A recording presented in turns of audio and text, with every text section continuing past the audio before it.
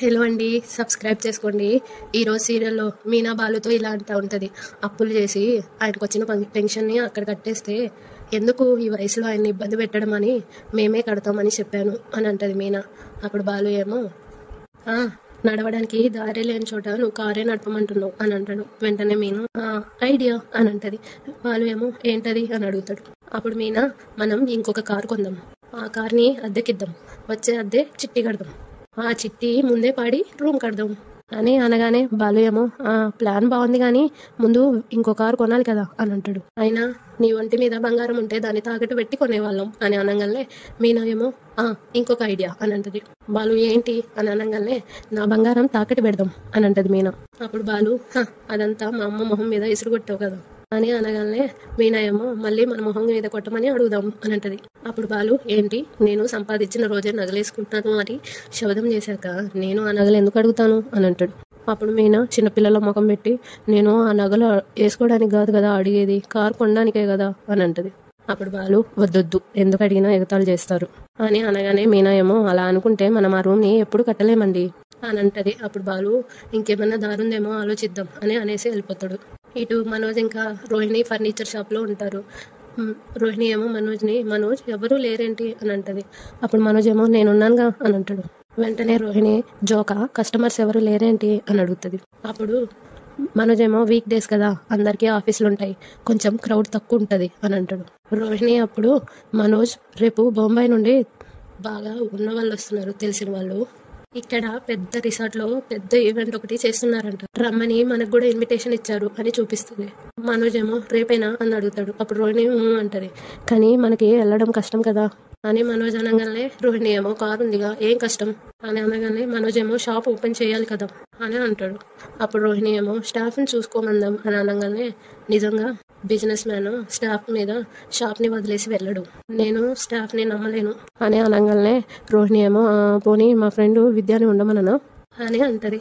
అప్పుడు మనోజ్ ఏమో నన్ను తప్ప నేను ఎవరిని నమ్మలేను రోహిణి అని అనగానే రోహిణి ఏమో అది కాదు మనోజ్, ఇంట్లో రూమ్ విషయంలో చాలా గందరగోళం నడుస్తుంది, మన పెళ్ళయ్యాక మనమిద్దరం ఏకాంతంగా గడిపే అవకాశమే రాలేదు అని అనగానే మనోజ్ ఏమో రాలేదు కాదు నువ్వే ఇవ్వలేదు అని అంటాడు. అప్పుడు రోహిణి ఏమో రేపు ఇద్దాం అనుకుంటున్నాను, రేపు రిసార్ట్ లో మనకి సపరేట్ గా రూమ్ ఇస్తారు, ఏకాంతంగా నైట్ అంతా ఏ డిస్టర్బెన్స్ లేకుండా హ్యాపీగా స్పెండ్ చేయొచ్చు, కాదనుకు మనోజ్ అని అంటది.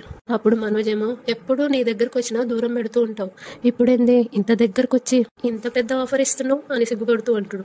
రోహిణి కూడా సిగ్గుపడుతూ ఇలాగే ఉంటే మన మధ్య దూరం ఇంకా పెరిగిపోతుంది అనిపిస్తుంది, అందుకే దగ్గర అవ్వాలని ఆశ పుట్టింది అని అనగానే మనోజ్ ఏమో కానీ ఇది ఆఫర్లెస్ సీజన్ కదా, రేపు చాలా మంది కస్టమర్స్ వస్తారు అని అనగానే రోహిణి ఏమో ఈ సీజన్ ఎప్పుడు వస్తుంది కానీ నేను ఎప్పుడు పడితే అప్పుడు ఆఫర్ ఇవ్వలేనుగా, ఇది మిస్ అయితే మళ్ళీ ఎప్పుడు ఇస్తానో చెప్పలేను, ఆలోచించుకో మరి, ఆలస్యం చేసినా ఆ శభంగం కాగలదు అని అనగానే మనోజ్ ఏమో షాప్లో ఆఫర్లు వైఫ్ ఆఫరు, ఏది వదులుకోవాలి ఏది యాక్సెప్ట్ చేయాలి, అదా ఇదా అదా అని ఆలోచిస్తా ఉంటే రోహిణి ఏమో వైఫ్ ప్రేమగా ఆఫర్ ఇస్తే ఇంతసేపు ఆలోచిస్తున్నావు, నువ్వెక్కడి మొగుడు వైవా బాబు అని అనగానే మనోజ్ ఏమో తనలో తాను ఇప్పుడు నేను ఒప్పుకోకపోతే మొగాడినే కాదని తీసి పడేస్తుందేమో అని అనుకొని సరే నీకంటే నాకు ఏది ఎక్కువ కాదు వెళ్దాం అని అనగానే రోహిణి ఏమో సంతోషంతో నిజంగానా, థ్యాంక్ యూ, నాకు తెలుసు నువ్వు వెళ్దామంటావని, అయితే నేను ఇప్పుడే వాళ్ళకి ఫోన్ చేసి వస్తున్నామని చెప్పేస్తాను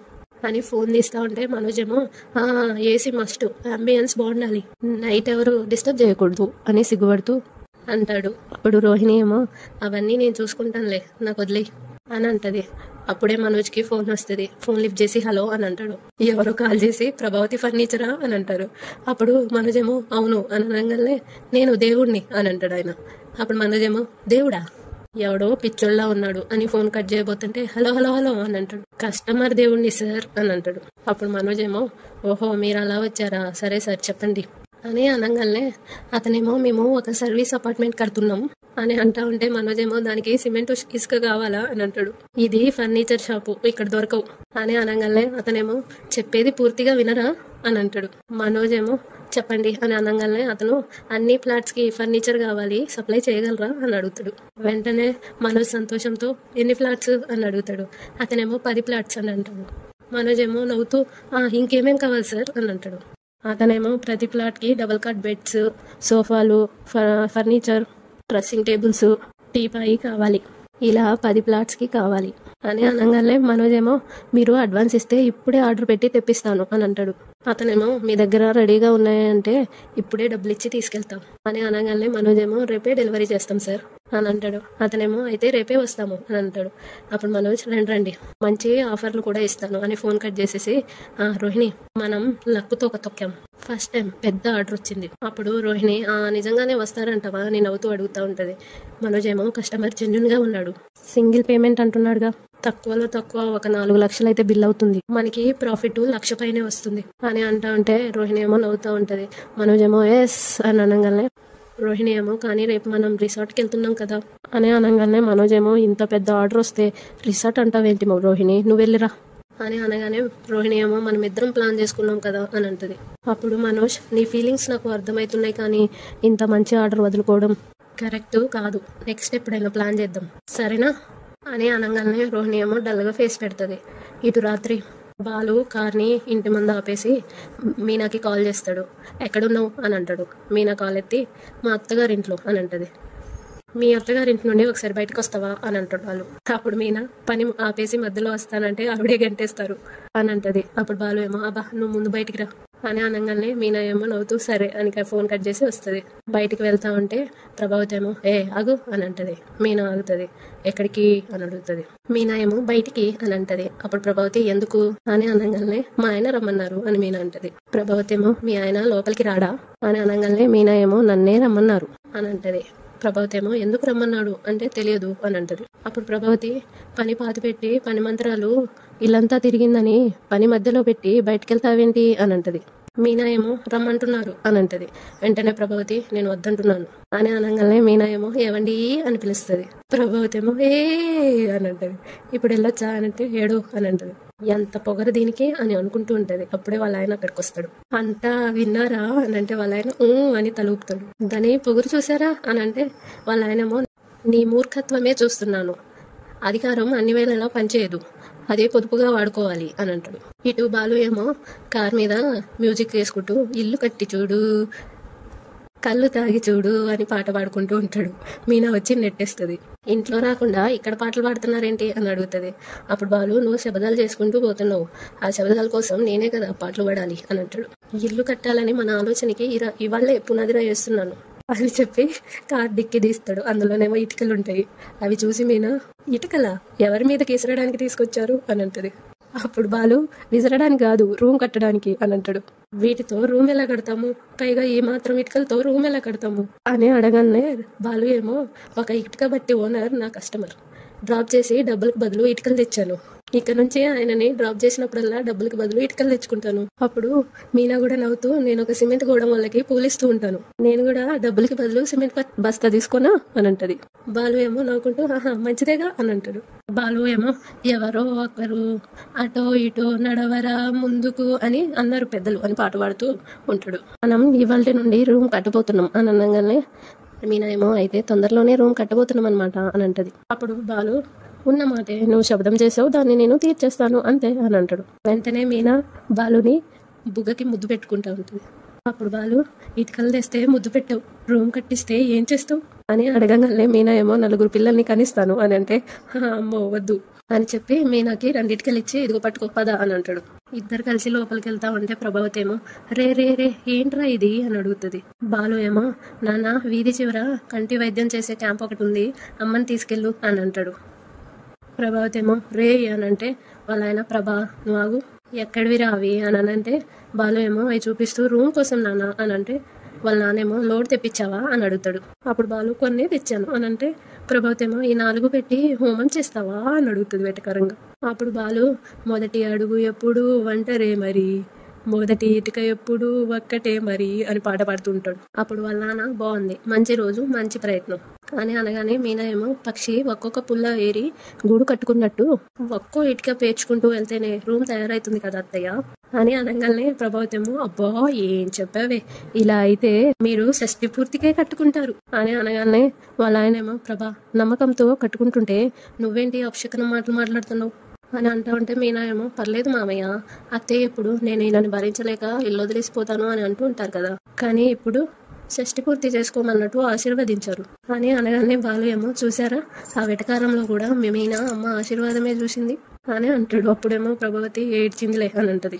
అప్పుడు బాలు, చూడమ్మా కారావతి, మీనా చేతిలో ఇటుకలు ఉన్నప్పుడు నువ్వు కొంచెం జాగ్రత్తగా మాట్లాడడం మంచిది అని అనగానే ప్రభావతి ఏమో అంటే ఏంటి, నా మీదకే ఇసురుతుందా అని అనగానే బాలు ఏమో వాళ్ళు మన్నప్పుడే కదా మీనా రౌడీల మీద ఇటుకలు ఇసిరింది అని అంటా ఉంటే వాళ్ళ నానేమో, రే దానికి తల బద్దలైపోయినట్టు కళ్ళకి కనపడింది లేరా, నువ్వు వెళ్ళు అని అంటాడు. అప్పుడు బాలు ఏమో, నాన్న నేనే రూమ్ కడతాను, మీనా ఏమో గుమ్మానికి రిబ్బన్ కడుతుంది, అది నువ్వే కట్ చేయాలి అని అనగానే వాళ్ళ నానేమో యా అని అంటాడు.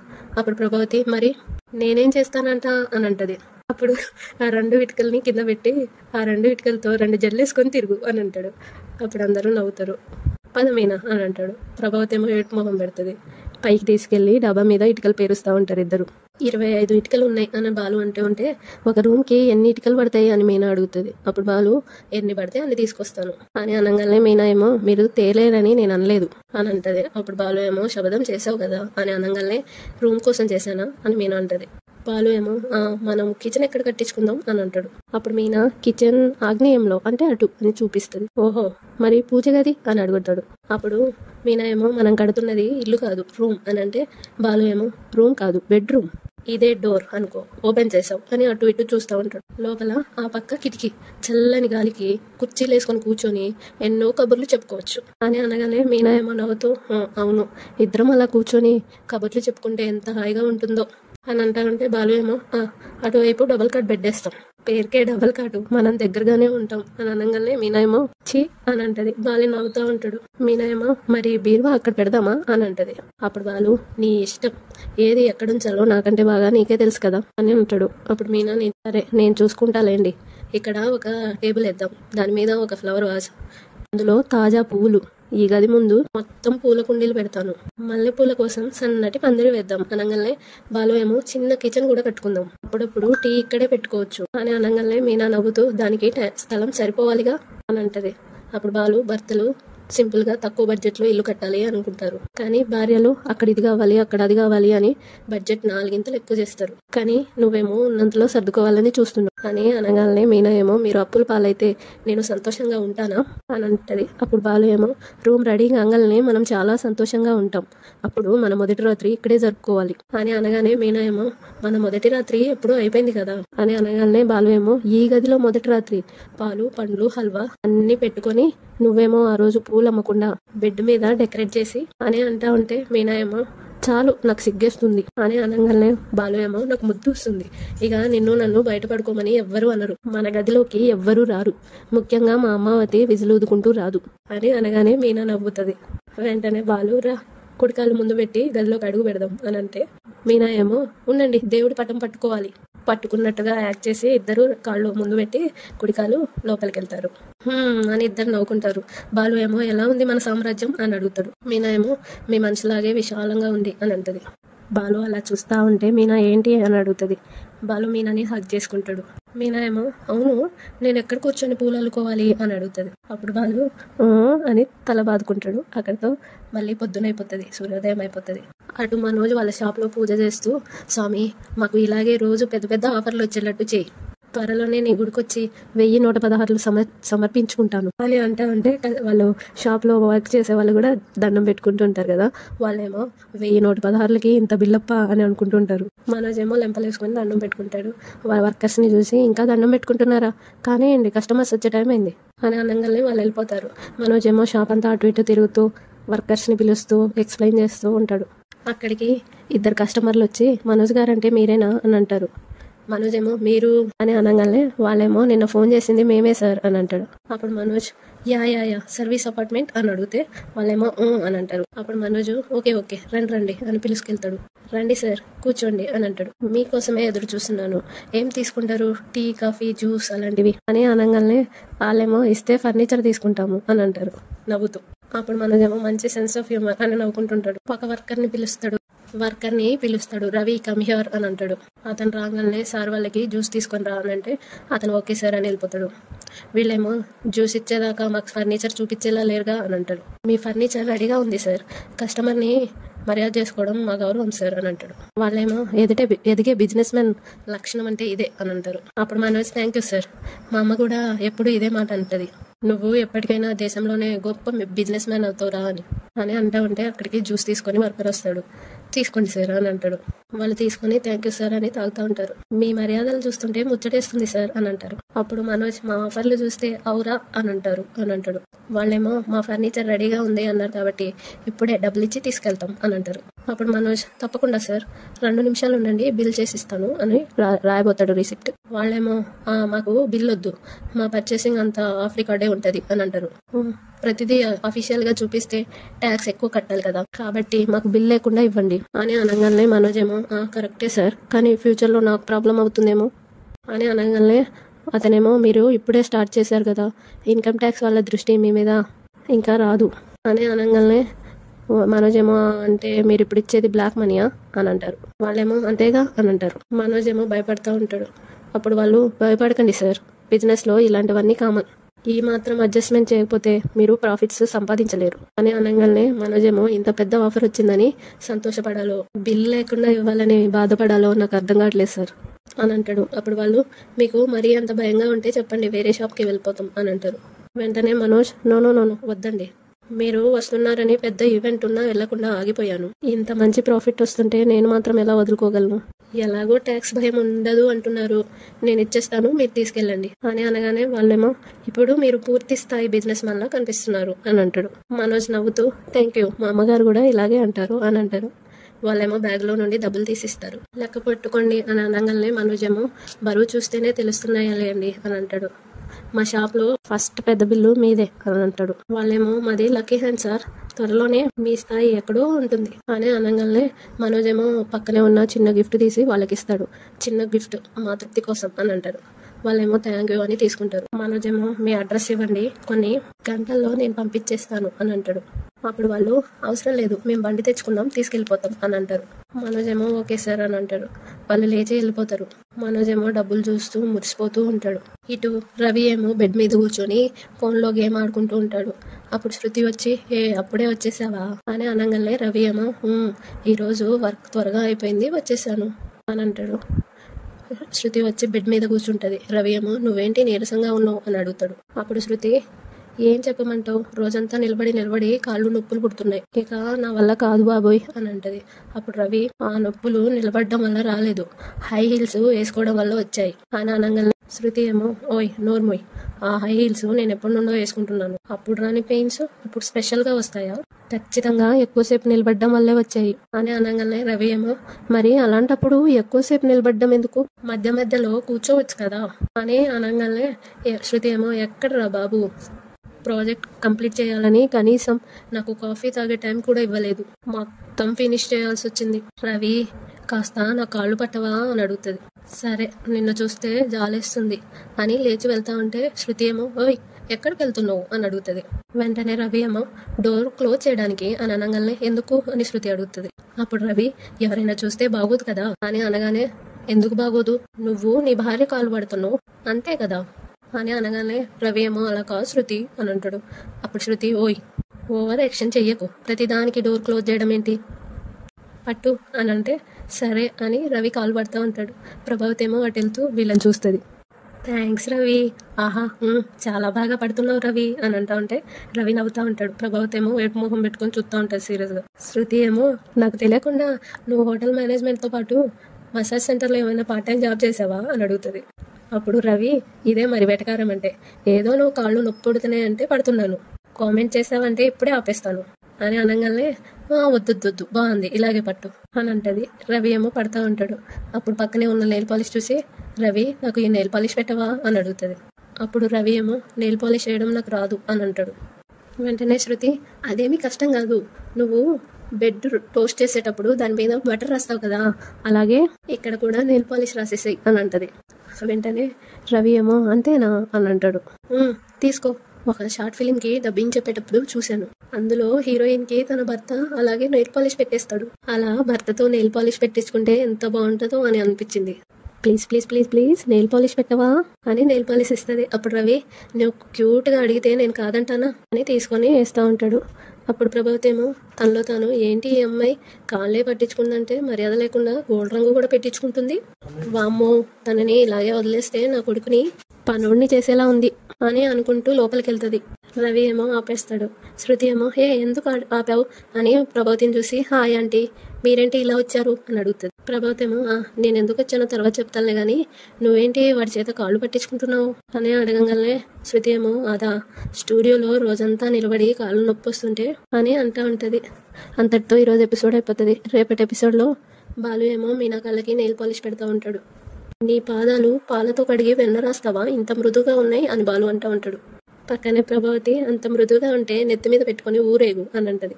అప్పుడు బాలు అలాంటి రోజు వస్తే తప్పకుండా ఊరేగిస్తాను అమ్మావతి అని అంటాడు. అటు మనోజ్ దగ్గరికేమో ఇద్దరు వచ్చి వీఆర్ ఫ్రమ్ బిజినెస్ డిపార్ట్మెంట్ అని అంటారు. మనోజ్ షాక్ అవుతాడు. మనోజ్ షాప్లో ఉన్న నోట్లని చెక్ చేసి ఇవి ఫేక్ నోట్స్ అని అంటారు. స్టేషన్కి వచ్చి మీ ఫర్నిచర్ తీసుకెళ్ళండి అని వెళ్ళిపోతారు. అటు మనోజ్ ఏమో ఎస్ఐ దగ్గరికి వెళ్ళి నన్ను బిజినెస్ డిపార్ట్మెంట్ వాళ్ళు పంపించారు అని అంటాడు. ఎస్ఐ ఏమో మీ దగ్గర ఫర్నిచర్ కొన్న వాళ్ళు ఇచ్చింది దొంగ నోట్లు అని చెప్పారా అని అంటాడు. అప్పుడు మనోజ్ భయపడుకుంటూ చెప్పారు అని అంటాడు. ఎస్ఐ ఏమో 2 సార్లు మోసపోయావు, ఫర్నిచర్ తీసుకునే వాళ్ళు దొంగలే, డబ్బులు తీసుకునే వాళ్ళు దొంగలే అని అనగానే మనోజ్ ఏమో తనలో తాను ఏ విషయం బాలుగాడికి తెలిస్తే రచ్చ రచ్చ చేస్తాడు అని అనుకుంటూ ఉంటాడు. అంతటితో అయిపోతుంది. ప్లీజ్ ఫ్రెండ్స్ సబ్స్క్రైబ్ చేసుకోండి.